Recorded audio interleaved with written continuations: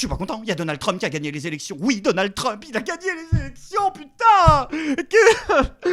Faut que je reprenne les cours de théâtre, moi. Non mais merde, au bout d'un moment, c'est pas possible. Ils ont tout tenté, ils ont tout fait en face. Comment est-ce que ça a pu arriver? Si, ils ont tout tenté. Même le dernier jour, le caméraman, il dit que sa mère. Tant pis, je perds mon boulot, je tente tout. Every rally's full. You don't have any seats that are empty. You don't have anything yet. I mean, the one we had today, you missed a beauty. We could have filled that place up 20 times. I mean, that was beautiful. And the Virginia rally, did you hear about the Virginia rally? That was, Glenn Youngkin did a great job, the governor of Virginia. And they had a crowd there that was incredible. And then we came here. Et bien évidemment, les journalistes français aussi, putain, mais pourquoi vous nous avez pas écoutés aux United States? Hein, en France, on avait quand même expliqué ici, les journalistes, le dernier jour, ils étaient là en mode, oui, mais vous savez que quand Hitler, il est descendu de son avion, là, le 24 juillet, là, tu sais, il a salué les gens, ouais. Donald Trump, il a fait pareil. Moi, franchement, coïncidence, je ne crois pas. Heureusement qu'il y avait quand même des gens comme Léa Salamé pour avoir une explication un peu plus rationnelle et une analyse des événements un peu plus structurée. Vous pensez qu'elle a payé le fait d'être femme, fait d'être femme de noire? Couleur, oui, de couleur, absolument. Bon, ok, c'est pas de la haute analyse géopolitique, mais si tu veux, on a que ça à se foutre sous la dent, parce que cette année, Yann Barthès, non, il avait pas allumé les caméras. Julien Pain, le pauvre, à tout jamais, nos vies seront changées. Mais t'habites à Jouy-en-Josas, connard! En parlant de Trump, le 20 janvier, il y a ton album qui sort. Oui. Et c'est aussi le jour de l'investiture de Trump. Ouais. T'as réagi comment la première fois que t'as entendu qu'il allait être élu président des États-Unis? Enfin, qu'il était. Je sais pas, ça m'a fait beaucoup rire. Ouais. Rire? Parce que je pense qu'ici, on a tous réagi différemment. Moi, j'étais effondrée. Toi, ça t'a fait rire. Enfin, bah ouais, c'est grave quand même. Ah d'accord, parce que tu sais, c'est pas notre pays en fait. Mais ça, y a quand même, tu vois, il y a un petit peu de géopolitique là-dedans. Enfin, tu vois. Ils On nous va aiment pas t'expliquer la trop. géopolitique après le féminisme. Non, Ah, je suis pas là. ils aiment pas trop l'Europe, tu vois. Enfin, Trump n'aime pas trop. Ouais, enfin après, au vu des guerres de Barack Obama, je crois qu'il aimait pas trop l'Europe non plus. Hein. Bon, on en discutera plus tard. Ou on en discutera pas du tout. Faisons de la musique, faisons du rap. Bon, sinon, du côté du RN et de Reconquête, vous vous en doutez, bon, dans leur tête, on est en 44, les Américains viennent de débouler, on est sauvés, l'Europe va aller de l'avant, vraiment, c'est une page de l'histoire qui se tourne. Vous allez comprendre à un moment que le principe d'un parti souverainiste, ou plutôt de deux partis souverainistes, c'est d'arrêter de sucer la bite aux pays qui nous enculent littéralement depuis 240 ans. Sans deck, vous êtes tous globalement, mais tellement ridicules face à ce putain de gigantesque hashtag y aura rien, que le seul mec qui du coup a une réaction un peu gaulienne, putain c'est Macron, merde. Il a dit voilà, on n'a pas les mêmes idées mais on va travailler ensemble.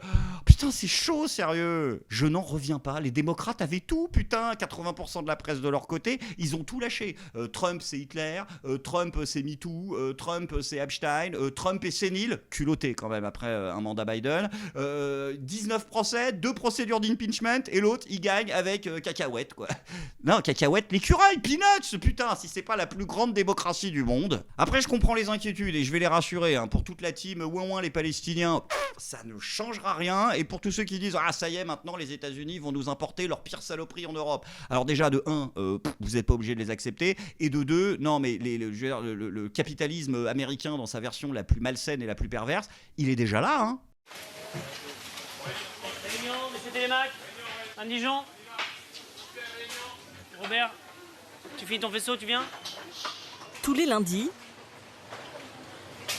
c'est le même rituel. Trop longue la pause. Non, vraiment, je me permets, mais tous les lundis, c'est le même rituel. Arrêtez avec ce phrasé. Quentin Lambert réunit ses 160 salariés pour le point de la semaine. Bon, semaine dernière. Pourquoi il est sur une palette, l'autre connard, là? C'est quoi le délire? C'est putain, il a pris le DIRCOM de Cambadélis. Non, arrête, ça n'a jamais marché pour gagner des points de charisme. Une semaine très moyenne, 545 heures le lundi. Donc ça veut dire que lundi dernier, on n'a pas fait le maximum. Je vous rappelle que l'objectif est à 615 heures par jour. Maintenant, on ne peut pas faire les faisceaux à votre place. Un briefing sans ménagement pour ces employés tous atteints d'un handicap mental ou cognitif. Oh, je pense que le patron aussi, il a un handicap, hein. Sauf que lui, il a choisi d'être un sociopathe. Si on n'a pas ces stocks-là, on va se retrouver comme la dernière à faire des bouts d'équipe pendant les vacances. Alain a été victime d'une méningite enfant. Il en conserve de lourdes séquelles. Il travaille ici depuis 41 ans. C'est le plus ancien salarié de l'entreprise. Chaque salarié a son propre objectif de rendement. Ce travail peut sembler répétitif et fastidieux, Mais ils développent leurs neurones. Incroyable. Putain, les mecs, ils sont contraints à des objectifs littéralement irréalisables et t'as la télévision française qui te dit oui, mais c'est pour leur bien, ça développe leur cerveau. Il n'est pas mauvais là-dedans. Après, c'est pas un très rapide. Les gestes sont saccadés, beaucoup de gestes parasites. C'est quoi les gestes parasites, Quentin? Ton geste parasite, par exemple, c'est comme tu trembles un petit peu, bah, tu mets du temps à trouver la bonne connexion. Alors si tu avais plus confiance en toi et que tu tremblais un petit peu moins, tu ferais moins de gestes parasites. Oh putain, incroyable. T'as vu, il l'aide même à développer sa confiance en lui. Hein, le mec, il a eu une maladie grave quand il était môme, il a la tremblote depuis qu'il a 20 piges. Mais non, c'est un problème de confiance. Tu peux te dépasser. Mais quel être humain extraordinaire ce Quentin. Il va la mériter, hein, sa prime d'objectif à 400 thunes. Après, il y a quand même un point positif à ces élections, c'est que il y a un peu d'autocritique. On parlait de Julien Pain tout à l'heure. Tu vois, il a été capable, pour la première fois de sa vie, probablement, de se remettre en question. Et ça, c'est bien. Chaque élection nous rappelle à quel point la lutte contre la désinformation est cruciale pour protéger nos démocraties aux États-Unis comme ici. N'abandonnons pas, même sur Twitter. Et oui, il va falloir réfléchir à comment être plus efficace. Traduction, il va falloir réfléchir à comment est-ce qu'on peut gratter plus de fric pour faire des nouvelles émissions qui seront exactement la copie de celles d'avant. Après, attention, me faites pas dire ce que j'ai pas dit. Gros soutien au peuple américain qui va malheureusement devoir composer pendant 4 ans avec un président beauf, inculte, raciste. C'est sûr qu'ils n'ont pas la chance d'avoir un président comme le nôtre. Ah oui, ça, et heureusement d'ailleurs que Brigitte Macron est là pour nous le rappeler dans Paris Match. Oui, alors c'est Alexis Poulain qui a trouvé ce truc. Il faut vraiment, s'il y a des enfants, des gens sensibles, cardiaques, il faut s'asseoir parce que c'est garanti 100% no fake. Ceci est véritablement une interview de Brigitte Macron parue en 2016 dans Paris Match. J'ai un peu de retard, mais je l'avais complètement zappé. Mon mari, addict au travail, est un chevalier, oui, de la manchette, un personnage d'une autre planète, on avait vu, qui mêle une intelligence rare à une humanité exceptionnelle. Tout est à la bonne place dans sa tête, c'est gentil de nous rassurer. C'est un philosophe, un acteur devenu banquier et homme politique, un écrivain qui n'a encore rien publié, et moi, je garde ses manuscrits. Incroyable. Le mec est chevalier, extraterrestre, philosophe, banquier, homme politique. Putain, trop de classes de personnages tue la compétence du perso. Non mais sérieux, t'es juste en train de nous dire que le mec est mauvais en tout et littéralement bon à rien. J'ai jamais vu un truc aussi ridicule, à l'exception peut-être de Ariel Dombal qui nous disait que la première fois qu'elle a vu Bernard-Henri Lévy, elle avait l'impression de voir Jésus. Après, je dis pas qu'elle a tort sur tout, la Birgit, je veux dire, c'est le problème de ce genre d'article, c'est que c'est trop dithyrambique, les mecs veulent trop montrer qu'ils ont fait 2 ans en fac de littérature, et que non, il faut raccourcir, voilà, supprimer les mots inutiles. Effectivement, oui, Macron est un acteur. Voilà, ça je pense qu'on peut le garder. Et puis bon, elle est pas non plus au niveau de l'Express qui nous expliquait qu'il était mi-Jésus, mi-Bill Gates, mi-Barack Obama, mi-Sangoku. Je pense sincèrement que vous en faites trop et qu'on aurait dû rester à la définition d'Alain Minck. Macron, c'est vous qui avez conseillé à David de Rothschild de le rencontrer? Non, il l'avait rencontré, mais je lui ai dit il faut le prendre à tout prix. Mais pourquoi il faut le prendre à tout prix? Parce qu'il était exceptionnellement charmant et intelligent.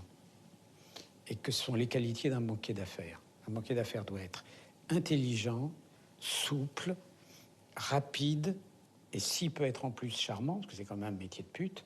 Et je critique pas le fait qu'il soit banquier, on en a besoin de quelqu'un qui connaisse un petit peu l'économie. Mais putain, le pays est ruiné, vous avez pas écouté Prisca Thévenot. Je me suis dit que même la honte devait rougir en vous entendant. Quand vous nous dites qu'aujourd'hui vous vous inquiétez de l'état du pays, mais parlons de l'état dans lequel vous nous avez laissé le pays en 2017. Chômage de masse, entreprises qui fermaient, entreprises qui partaient, nos services publics étaient abandonnés. Je ne parle même pas de la justice et de nos forces de l'ordre. Tu as raison, ça on va pas en parler, mais juste pour l'aspect économique par contre Prisca, là, juste le bilan économique que vous avez. C'était qui le ministre de l'économie de François Hollande? Putain, non mais c'est pas vrai ça. Tu es cousine avec Aurore Berger? Sans doute qu'on est tous au courant que vous êtes une secte, mais si vous commencez à rajouter à l'incompétence l'autoflagellation en public, ça va être vraiment, vraiment cringe. C'est dingue ce qui se passe dans ce pays. Thévenot qui se met à l'antimacronisme, Julien Pain qui se met à l'autocritique, Macron qui se met à la chevalerie philosophique. C'est quoi la prochaine étape? Patrick Bruel qui se met au rap? Les maillots virtuels, les petits contre SPI, veulent déjà être sensuels. Les murs n'ont plus d'oreilles, ils ont Bluetooth à l'ESL. Et on joue au jeu de celui qui sera le plus cruel. Les commentaires appellent au secours, parfois l'émotion des larmes. Les claviers ça attire, les sons qui sont des armes. Maman, je reste dans ma chambre, maman, j'ai pas trop faim. Maman, je fais souffrir, mais c'est court comme un refrain. Putain, mais vas-y, mais pourquoi je demande les trucs? Par contre, juste pour pourquoi tu fais des trucs à la Greg Guillotin avec ta main, c'est super malaisant. C'est pour faire des signes de gang? Mais non, mais fais directement les signes de Tsahal. Sans transition les amis, c'est maintenant le moment de la bonne nouvelle du jour. Vous le savez, malheureusement dans notre pays, les femmes sont de plus en plus soumises au harcèlement de rue, aux violences sexistes et sexuelles dans l'espace public. Mais heureusement, soyez rassurés, de courageux citoyens ont trouvé des initiatives qui mettront fin à ce fléau. Tu sais que tu vas sauver des vies à des millions de gens. Salut, c'est Robin de BFM. Ce soir je suis à Caen, on va distribuer des sifflets repousse relous. Ça a fait du bruit. On s'est fait arrêter par quelqu'un qui nous a distribué des petits sifflets anti-agression. C'est une super initiative. Bah ouais, je vais en prendre 2. J'ai 18 ans. Quand je rentre seule le soir, j'ai très peur. J'ai déjà eu beaucoup de personnes qui me regardent mal, qui me parlent mal, etc. Donc ça me fait vraiment plaisir d'avoir ça, en plus gratuitement. Putain, mais c'était ça qu'il nous fallait. Mais bien sûr, un sifflet anti-relou. Mais c'est évident que c'était ça le truc. Mais comment on n'y a pas pensé? Au lieu de se faire violer dans l'indifférence, les femmes se feront violer dans l'indifférence en sifflant. Et puis c'est vachement bien. Je veux dire, si tu siffles pas, personne ne t'entend. Et si personne ne t'entend, qui va pouvoir regarder et filmer le truc avec son portable? Et encore, remarque, tu me diras, parce que si ça t'arrive à 2h du sbar, le seul truc qui va t'arriver, c'est que tu vas avoir une fenêtre qui va s'ouvrir avec un gros con qui va faire « Et il va la fermer, sa gueule !» Non, moi je pense que ce qu'il faudrait pour vraiment perfectionner le truc, c'est en plus d'un sifflet, il faudrait un slogan à balancer à ton agresseur. Nique le patriarcat! Nique le patriarcat! Nique le patriarcat. Nique le patriarcat! Nique le patriarcat! Nique le patriarcat! Nique le patriarcat! Nique le patriarcat! Nique le patriarcat! Nique le patriarcat! Faites le patriarcat! Après attention, me faites pas dire ce que j'ai pas dit, encore une fois, je trouve que c'est une initiative qui est top et je le pense sérieusement, c'est juste que c'est incroyable que ce soit les citoyens qui soient obligés de prendre ce genre de problème à bras le corps, quoi. Alors que ça devrait être Darmanin qui prend peut-être beaucoup de choses à bras le corps, mais certainement pas ce problème, putain. Je veux dire, c'est absolument insupportable. Il a eu des années pour régler le truc, il a rien fait. Aujourd'hui, on a un nouveau qui fera pas plus. Et il y en a marre de voir à quel point l'État se retire, contrairement à Darmanin. Ok, il faut que j'arrête de filer la blague, mais de ce genre de... Ok, d'accord, vous ne me croyez pas, j'en ai marre. Vous arrêtez d'être des réacs de merde. Pénalité progrès. Je vais vous dresser, bande de fachos. Je vais vous dresser jusqu'au dernier. Et alors, qu'est-ce que j'ai aujourd'hui? Pénalité. Oh, la simulation d'accouchement. Oui, je vous la mets juste avant la fin de l'épisode. La simulation. Hein. C'est voilà. Tenez, on parlait des femmes tout à l'heure. Peut-être que certaines d'entre vous qui regardent cette vidéo ont la chance de bientôt pouvoir donner la vie. Elles sont enceintes. Vous pouvez participer, si vous faites un petit voyage en Suède, à des simulations d'accouchement collectives. Alors, ça coûte un petit peu cher, mais croyez-moi, ça le vaut.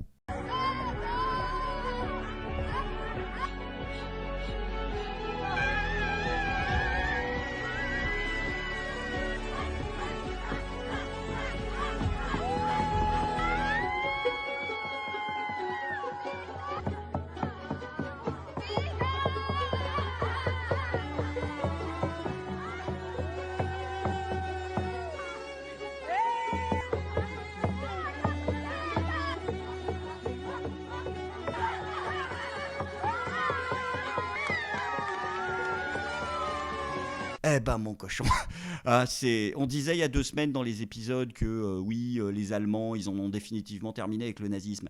Mais juste s'il y a des Suédois ou des gens d'origine suédoise qui regardent cette vidéo, et vous pouvez peut-être me répondre à ma question, au niveau de tout ce qui est viking, c'est définitivement fini ces histoires. D'accord, ok, c'est juste pour savoir. Je suis pas content.